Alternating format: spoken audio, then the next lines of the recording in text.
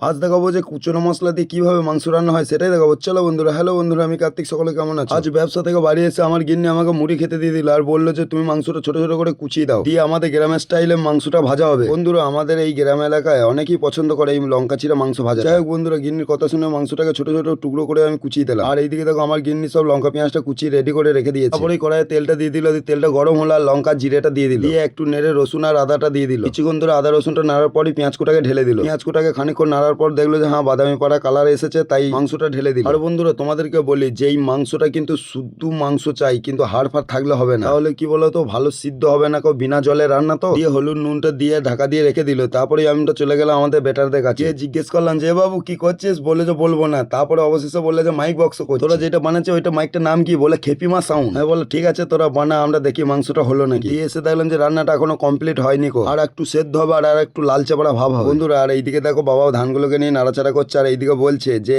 মেঘ উঠেছে তাড়াতাড়ি রেঁধে নে। কিছুক্ষণের মধ্যে গিন্নি বললো যে হ্যাঁ রান্না কমপ্লিট। বললাম যে রান্না কমপ্লিট যখন তাড়াতাড়ি নামিয়ে দাও, দিয়ে আমাকে অল্প করে দাও। কিন্তু বন্ধুরা কপালে থাকতে হবে তো। মাংসটা নামানো হলো আর বাবা ডাকতে লাগলো, এ বাবা তাড়াতাড়ি আয়, মেঘ উঠেছে, আমি ধানগুলো জড়ো করছি। তাই বাবার কথা শুনে তাড়াতাড়ি করে চলে গেলাম, গিয়ে ধানগুলো ভরতে আরম্ভ করে দিলাম বন্ধুরা। কারণ শুকনো ধান যদি ভিজে যায় না বিশাল খারাপ লাগে। আর দেখো দেখো মেঘটা কেমন উঠেছে। দিয়ে বস্তায় বস্তা ধানগুলোকে সব ভরতে আরম্ভ করে দিলাম। আর এইদিকে গিন্নি দেখো ঝাঁট দিচ্ছে। বন্ধুরা, গরিবের সংসার, সবাই মিলে হাতাহাতি যেদিন কাজ করি তাহলে কি করে হবে বলো। তাই আমরা সকলে মিলে একসাথে মিলেমিশে কাজগুলোকে সব করে নিই। দিয়ে বস্তাগুলো উঠোন থেকে সব পরপর ভাবে তুলে দিলাম। বস্তাগুলো তুলে দেওয়ার পরই দেখছি পাড়াতে সব হই হই করছে। আমি গিয়ে দেখলাম যে ও বাবা, এখানে তো একটা ফেসবুক আর শুট করতে এসছে। তাই আমি সবার মতন একসাথে দাঁড়িয়ে আমু দেখে নিলাম যে কিভাবে শুট করছে, কেমন কি নাচছে। দিয়ে দেখে আমরা বাড়ি চলে এলাম। দিয়ে এসে গিন্নি দেখো খেতে দিয়ে দিয়েছে, তার আগে তো ও দেখো খেতে আরম্ভ করে দিয়েছে। যাই হোক বন্ধুরা, এবার দেখতে পাবো যে লঙ্কা চিড়ে মাংসটা কেমন টেস্ট হয়েছে। বন্ধুরা, খাওয়ার পর বুঝতে পারলাম যে হেভি টেস্ট হয়েছে, মনে হচ্ছে সে পল ছাতু ভাজা খাচ্ছে। যাই হোক বন্ধুরা, এবার মাংস ভাজা আর মাংস ঝোল দিয়ে ভাত কোটা খেয়ে ফেলি। আর তোমাদের যদি ভিডিওটা ভালো লাগে তাহলে একটা লাইক করে দিও আর আমার চ্যানেলটিকে সাবস্ক্রাইব করে দিও। দেখা হচ্ছে অন্য কোনো ভ্লগ নিয়ে। আজকেকার মতো টাটা বাই।